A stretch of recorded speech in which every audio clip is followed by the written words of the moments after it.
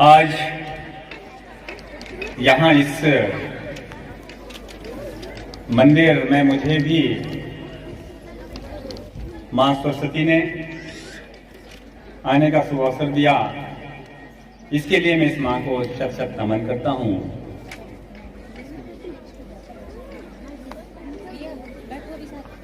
मैं सोचता भी नहीं हूँ, लेकिन हो जाता है। पता नहीं क्या है कि जितने भी इस मंदिर के अंदर देवी देवताएं हैं, ये सभी मुझे बुलाते हैं और मुझे आना पड़ता है। मैं कितना भी व्यस्त कार्यक्रम में रहता हूं, तब भी मुझे इनके दर्शन के लिए मैं बड़ा आतुर रहता हूं। इसके लिए मैं यहाँ की जो शिक्षा समिति है उसे नमन करता हूं, धन्यवाद करता हूं कि मुझे आज यहाँ पर इन्होंने बुला करके अनुग्रहित किया इस प्रांगण में, इस मंदिर के, जहां पर कि शिक्षा का गंगा का प्रवाहन होता है। मेरे साथी, मेरे दोस्त वीरेंद्र वर्मा जी के विशेष आग्रह से मैं यहाँ पर आपके मध्य आ जाऊं। वैसे तो मैं कई बार बहुत से स्कूलों में यहाँ पर मुझे आने का सुअवसर प्रदान होता है, लेकिन आज इस गीता निकेतन के इस मंदिर परिसर में मुझे आज इस रूप में आने का सौभाग्य प्राप्त हुआ, जिसके लिए आपको मैं नमन करता हूं। मैं नमन करता हूं यहाँ के प्रधानाचार्य श्रीमती गीता वर्मा जी, क्योंकि किसी भी संस्थान को चलाने के लिए उसका जो मुखिया होता है, घर का जो ठगड़ा होता है, उसके बगैर कोई भी घर या संस्थान या राजनीतिक दल या किसी भी तरह का कोई भी जो भी संगठन होता है, वो तभी संपूर्ण तरह से चलता है, व्यवस्थित रूप से चलता है, जब उसका जो मुखिया होता है, ठगड़ा होता है घर का, वो जब उसको संचालित करने में सक्षम होता है। आपके साथ आप सभी जितनी भी यहाँ पर अध्यापकगण, आप सभी जो इस गंगा के प्रवाहन में आप अपना सहयोग दे रहे हैं, इस देश के उत्थान के लिए, इस समाज के उत्थान के लिए, इस प्रदेश के उत्थान के लिए, आप सभी को मेरा नमन।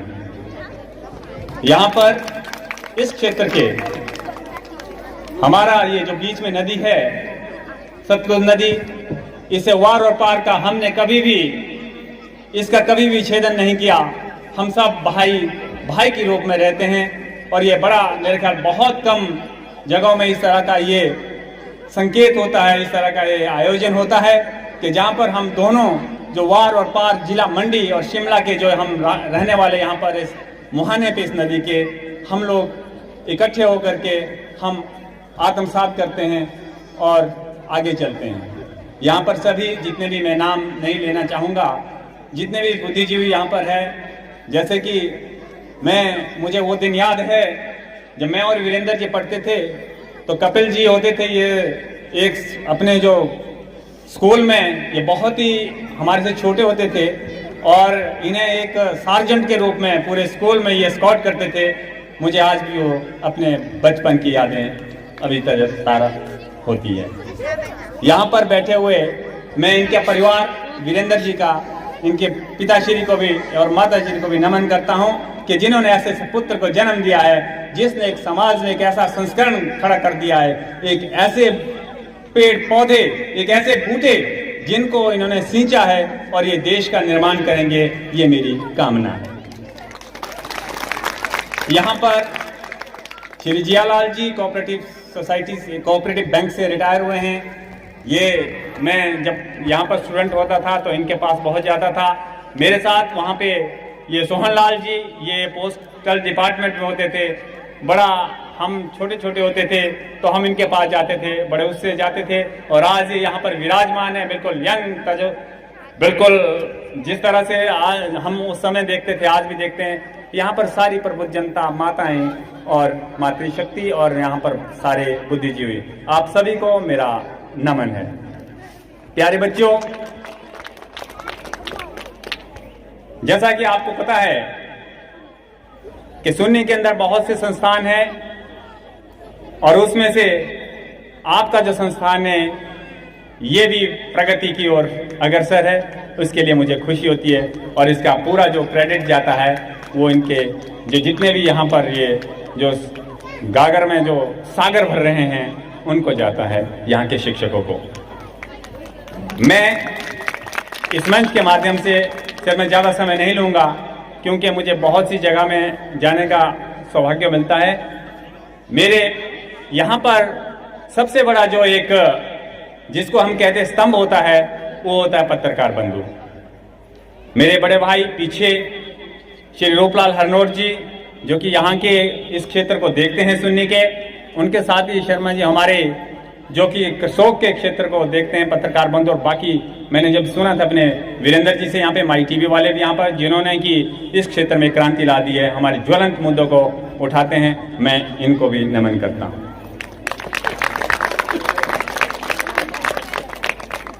साथियों, बड़ा दुख होता है कि हमारा एक क्षेत्र एक ऐसे ज्वलंत मुद्दे से, एक ऐसे ज्वलंत पीड़ा से उत्पीड़न हो रहा है। हमें बड़ा मुश्किल होता है अपने बच्चों को बचाना। ये जो चीटे का जो कार्यक्रम जो शुरू हुआ है, बड़े बड़े घरानों से ये बात आई और छोटे छोटे जो हमारे कस्बे हैं वहाँ पर ये बिल्कुल नदी के किनारे में जितने भी घर लोगों के अब बहुत बच्चे हैं उनको ये बर्बाद कर रहा है। मैं सभी से निवेदन करना चाहूँगा, जितने भी हमारे यहाँ पर युवा युवतियाँ और जितने भी हमारे बड़े बच्चे हैं यहाँ पे, प्यारे बच्चों, इससे आप दूर रहे हैं, बहुत अच्छा होगा। ये एक ऐसी लत है, मैं इसके बारे में थोड़ा सा बताना चाहता हूं कि सर्वप्रथम कुछ एक शरारती तत्व हमें इसे देते हैं और इतना इसमें आनंद होता है कि उसके बाद एक बार देते हैं, 2 बार देते हैं, 3 बार देते हैं, निःशुल्क रूप से देते हैं। हमारी जिज्ञासा बढ़ जाती है, हमारी आदत बढ़ जाती है, लत पड़ जाती है और हम उसके बाद अपने घरों में चोरी करना शुरू कर देते हैं इसके लिए। और यहाँ तक नहीं, मैंने ऐसे देखे हैं, हमारे शिमला जिला के अंदर मैंने ऐसे देखा है कि हमारे परिवार के एक इकलौती, अब तो संतान ही 1 या 2 बच्चे होते हैं, एक बच्चा होता है, एक बेटा होता है, एक बेटी होती है, तो बेटा उसमें संलिप्त होता है। अब तो बेटियां भी इसमें संलिप्त है। बहुत सी जगह से आपने सुना होगा, आप चलचित्रों में देखते होंगे या आपके साथ पत्रकार बंधु है, इनके द्वारा भी आपको ये सूचना आपको एकदम से मोबाइल पे ये पहुंच जाती है। तो ये चीजें बहुत खतरनाक है। मैं समाज के सभी बुद्धिजीवियों से और सभी से, ये हमारा कर्तव्य है, ये पुलिस डिपार्टमेंट SI टीम का कर्तव्य नहीं है, ये हमारा सभी का कर्तव्य है कि हम किसी का भी बच्चा हो बिना नाम लेकर के उसे सुधारने की कृपा करें, कोशिश करें। क्योंकि ये चीज अगर आगे बढ़ गई है तो पहला क्योंकि उसमें एक बात और है, हम कई बार देखते हैं कि उसका बेटा कर रहा बहुत अच्छी बात है, नहीं, ऐसा नहीं है। वो एक ऐसा मछली आपके तालाब में आ गई है कि वो पूरे क्षेत्र को, पूरे समाज को, पूरे समुद्र को बर्बाद करके रख देगी। तो हमें उस बात पे रोकना है उसे बिना किसी से। वैसे तो बहुत से इसके लिए केंद्र खोले गए हैं और बहुत सी व्यवस्थाएं की गई है कि हम किसी भी व्यक्ति को इस रूप से आगे उनको ना ला करके उन्हें हम काउंसलिंग करें और उनको हम समझाएं। जैसा कि मैंने कहा है कि बड़े बड़ों के जो बड़े बड़े घरानेदार होते हैं या दूसरा बच्चों, प्यारे बच्चों, जो आप उभरते हुए स्टार है, उनके लिए कोई दूसरा जो तीसरा बच्चा है आपको देखता है कि ये ऊपर नहीं जाना चाहिए, तो उस तरीके से भी वो आपको प्रयोग कर सकता है और आपको मिसलीड कर सकता है, मिसगाइड कर सकता है।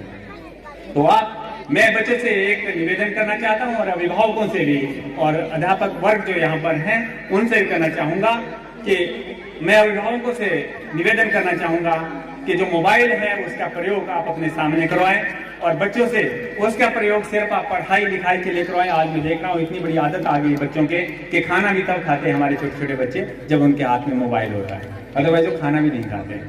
तो कोशिश करें, ये सभी के घर में, मेरे घर में भी है, सबके घर में हम बोलते हैं, लेकिन हम सबको साथ मिलकर के ये काम करना है कि हमें इस और देखिए, आप देख रहे हैं प्यारे बच्चों कि आज प्रो कबड्डी देखते हैं, आप क्रिकेट के क्षेत्र में देख रहे हैं, गरीब बच्चे जा रहे हैं। पहला बड़े राइस घरानों के बच्चे इन प्रतियोगिताओं में जाते थे, अब पहला इंग्लैंड जैसे देश में ये इंटरटेनमेंट होता था, इसको ऐसे खेलते थे, लेकिन अब ये हमारा एक रोजगार बन गया है। तो मेरी यही आपसे सभी बच्चों से मेरी गुजारिश है, प्रार्थना है प्यारे बच्चों, कि आप मैदान में खेलें, खूब पसीना बहाएं, आगे बढ़ें और आप अपने प्रदेश का, जैसे कि आप देख रहे हैं सुषमा वर्मा हमारी क्रिकेट की यहाँ से सुन्नी से बहुत बड़ी स्टार बन चुकी है।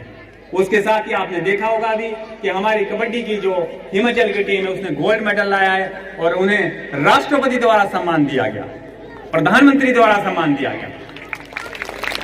बड़ी खुशी का आजकल भी मैं देख रहा था कि आजकल भी हमारी हिमाचल की टीम, जो कबड्डी की टीम, जो महिला टीम गई है, बहुत अच्छे स्टार के रूप में वहां पर अपनी विजेता का परचम वो लहरा रही है। उसके साथ मैं आपको ये जरूर कहना चाहूंगा कि आप जरूरी नहीं है आप कबड्डी में, आप क्रिकेट में, जिस क्षेत्र में भी आपकी रुचि है, बैडमिंटन है जिसमें पर, लेकिन आप मोबाइल को छोड़ करके आप मैदान में, जितने भी मैदान में संघर्ष होता है उस जंग को लड़ें, उससे आगे बढ़ें, देश का भी विकास होगा और आपका भी विकास होगा।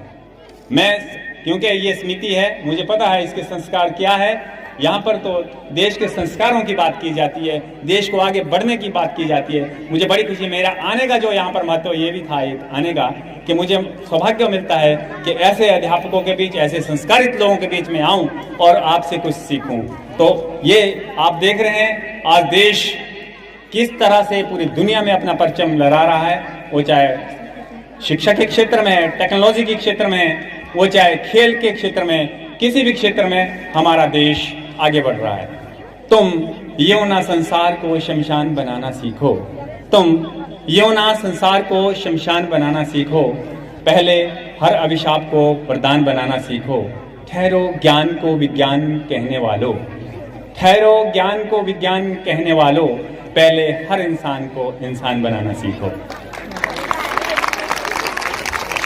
जैसा कि मुझे बड़ी खुशी होती है कि ऐसे बच्चों ने यहां पर कार्यक्रम दिया, एक से बढ़कर एक।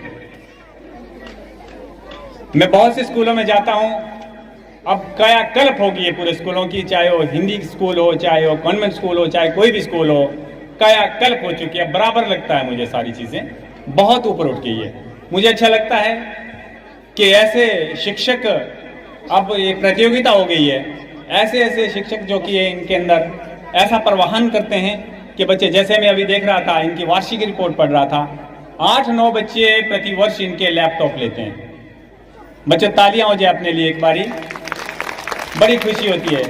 वीरेंद्र जी, बहुत अच्छा लगा मुझे कि आपने इस संस्करण को, क्योंकि आप पहले भी आप एक बहुत ही अनुशासित विद्यार्थी होते थे, मुझे पता है, और आज भी मुझे बड़ा अच्छा लगा कि आपने एक कंधा इस समाज के उत्थान के लिए जो आपने प्रयास कर रहे हैं आप, मुझे बहुत अच्छा लगता है। और इसीलिए मैं जिस तरह के, जब भी ऐसे ऐसे सामाजिक कार्यकर्ता मुझे मिलते हैं तो मैं इन्हीं संस्थानों में ऐसे इसी रूप से आता हूं। रही बात, अब मैं जो बात बताना चाह रहा हूं आपसे, कि जो पेरेंट्स हैं वो सारे इसी तरीके से कोशिश करें कि बच्चों से ये निवेदन है मेरा, अपने जो यहाँ पर मेरी माताएं बहनें बैठी हुई हैं, कि अपने बच्चों को ये संस्कार जरूर दें कि घर में जो बूढ़ा बूढ़ी है उनके लिए ये नतमस्तक हो जाए। मेरी एक प्रार्थना है आपसे, क्योंकि मैं देख रहा हूं कि हमारे जो बुजुर्ग लोग हैं घर में, उन लोगों की इस तरह से सेवाएं नहीं, सेवा भाव नहीं है, और हमारे बच्चों में जो आगे हमारी बच्चे जो पाश्चात्य देश की क्षेत्र में आगे बढ़ रहे हैं, उसके लिए एक संस्कार होना चाहिए। तो मेरा एक निवेदन है अपनी सभी माताओं से, बहनों से यहाँ पे, कि आप इन बच्चों को दादा दादी, नाना नानी, यहाँ तक जितने भी, अगर किसी परिवार के अंदर कोई वृद्ध व्यक्ति है उनके आगे नहीं है, तो हमारा दायित्व बनता है कि उसको हम अपने पुत्र के रूप में, अपने दादा के रूप में, उस रूप में हम उनकी सेवा करें। तो ये उसके लिए मैं बड़ा अनुग्रहित होऊंगा आप लोगों से। मेरी ये प्रार्थना है आपसे कि आप इस तरीके से करें। दूसरी बात, मैं क्योंकि मंच पर हूँ, क्योंकि संस्कृति का मंच है ये, हमारे देश की संस्कृति का मंच है, मैं आपसे निवेदन करना चाहूंगा, पशुधन हमारा जो है, आप देख रहे हैं, इस वातावरण को देख रहे हैं कि वातावरण भी क्यों साथ नहीं दे रहा हमारा, इसलिए साथ नहीं दे रहा। हम लोग अब कुत्तों को हम गाड़ियों में घुमा रहे हैं, हम कुत्तों को, गाड़ियों को हमारे सुबह उठते ही उनको घुमाने के लिए ले जाते हैं, लेकिन जो पशुधन है उसके लिए रोज, मैं भी इसका एक मेंबर हूँ। यहाँ पर जो गौशाला यहाँ पर बनी हुई है, ये गौ माता का जो यहाँ पर एक बहुत बड़ा मंदिर है, मैं भी इसका सदस्य हूँ। मुझे दुख होता है जब मुझे भी कहते हैं लोग कि दीवान जी मैं अपनी गाय को वहां छोड़ना चाहता हूँ। कितनी सरलता से कहते हैं। मेरे पास 3 गाय हैं घर में जी, मैं आपसे कह रहा हूँ, वो कुछ नहीं करती है, उससे दूध नहीं दे पाती है, बूढ़ी हो गई है, लेकिन तीनों गायों को मैंने अपने पास रखा हुआ। मैं रख सकता था अपने भाव से यहाँ पर उनको रख सकता था, लेकिन बड़ा दुख होता है मुझे। तो मेरा निवेदन है माताओं से यहाँ पे सभी से, हमने क्या कर दिया, हम बाहर निकल गए। खेती देखो आप यहाँ पर, क्या यहाँ से होगा जब हमारे अंदर संस्कार नहीं है। सबसे बड़ी बात है, सबसे बड़ी बात है जब हम अंदर से सही है, हमारे अंदर ईमानदारी है, हमारे अंदर तो पहले लोगों में ईमानदारी होती थी, इसलिए ये होता था। आज हम क्या करते हैं कि आज हम बहुत चैतन्य बन गए, आज हम बहुत चौकस बन गए, आज हम बड़े भारी वो सोचते हैं अपने आप को कि हम वो हैं। नहीं, ऐसा नहीं है। इसी तरह से है, जो करोगे सो भरोगे। तो मेरी ये आपसे करवत प्रार्थना है कि जो पशुधन है हमारा, उसके लिए भी आप जहां पे भी आपको मिले आप कोशिश करें। क्या एक आदमी की, क्या ये एक आदमी की या सरकार का कोई ये दायित्व है? क्या सरकार इसको सभी चीजों को इस तरीके से इस चीज को कर सकती है? यहाँ पर भी मैंने देखा, जो नीचे हम जो हम पशुधन को छोड़ते हैं, गौ माताओं को जो हम छोड़ते हैं, तो यहाँ पर भी कोई बड़े सींग वाले बैल होते हैं, वो मार देते हैं। क्या इसके लिए हम अपने पशुधन को यहाँ छोड़ते हैं? तो मेरा ये भी एक संदेश है आपके लिए, और प्रार्थना है, संदेश नहीं मेरा प्रार्थना है कि आप इन पशुधन को भी आप इसी तरह से घर में, जहां नहीं हो सके, कितना घास है हमारे पास, आजकल तो बहुत कम पशु है, बहुत कम पशुधन होता है, तो हम घास इतना होता है हमारे पास कि उसको जला के, लोग जलाना जरूर करते, घास को पर देते नहीं, उनको पालते नहीं। क्या बात। तो उसके लिए मैं आप सभी से मेरा ये निवेदन है कि आप उसके लिए भी एक, जिस तरह से आप महिलाओं से मैं कहना चाहूंगा, आपने बहुत से संगठन बनाए हैं, मैं जानता हूं आपने बहुत से गतिविधियां आगे कर रही है आप, लेकिन हम उन चीजों से, संस्कृति से पीछे हट रहे हैं। हम 500 रुपए के पीछे, 200 रुपए के कमाने के उसमें हम उन संस्कृतियों को हम छोड़ रहे हैं। तो इसका भी आप ध्यान रखें, क्योंकि ज्यादा समय हो गया है, अभी कार्यक्रम और भी है। तो इन्हीं शब्दों के साथ के बदल देते हैं जो माहौल और जलीलो खार होते हैं साथियों, बदल देते हैं जो माहौल और जलीलो खार होते हैं, तूफानों से जो टकराते हैं वो खुददार होते हैं, लाखों डूबते हैं भगवान के भरोसे पर, लाखों डूबते हैं भगवान के भरोसे पर, लेकिन चलाते हैं जो आपकी तरह चप्पू अक्सर वही पार होते हैं। मैं घोषणा तो नहीं करता हूं, पर फिर भी इन बच्चों को देख करके बड़ा आनंद लगता है, इन देवी देवताओं को देख करके। मैं अपनी अच्छी की निधि से 10,000 रुपये का इस शिक्षा समिति के लिए ले रहे हैं। एक बात मैं बड़ी क्लियर करना चाहता हूँ सर, मैं बहुत सी जगहों में जाता हूँ और मैं बहुत, जो मेरी अर्निंग है बहुत कम थोड़ी है, लेकिन फिर भी जब मुझे दिखता है तो मैं अंधा हो जाता हूँ। जब मुझे इस तरह से भगवान दिखते हैं तो मैं उसमें बिल्कुल, मैं जहाँ जहाँ भी जाता हूँ तो वहाँ पे मुझे देना पड़ता है। इसलिए मैं 1-2 स्कूल में जाना हूँ तो मैं कुछ भी कर सकता हूँ, लेकिन बहुत सी संस्थाओं में मुझे जाना पड़ता है किसी भी रूप में, किसी न किसी रूप में। तो मैं इन्हीं शब्दों के साथ मैं आप सभी का धन्यवाद करता हूं कि आपने मुझे यहाँ आने का मौका दिया। मैं धन्यवाद करता हूं वीरेंद्र वर्मा जी का, जिन्होंने मुझे आज यहाँ पर आने के लिए सौभाग्य प्रदान किया। धन्यवाद।